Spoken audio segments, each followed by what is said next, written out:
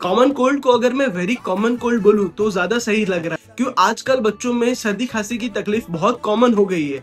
उनके mummy papa उनको cough syrup लाके भी देते हैं जिससे आराम भी हो जाता है, पर अगले ही महीने तकलीफ दोबारा आ जाती है या फिर कई बार बढ़ भी जाती है और बच्चों में साइड इफेक्ट होने का भी डर लगा रहता है।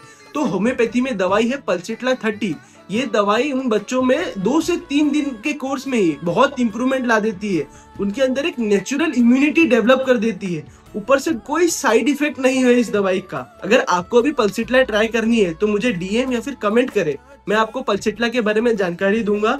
वीडियो इन्फॉर्मेटिव लगा तो वीडियो को लाइक करें, शेयर करें और फॉलो करें। Thank you.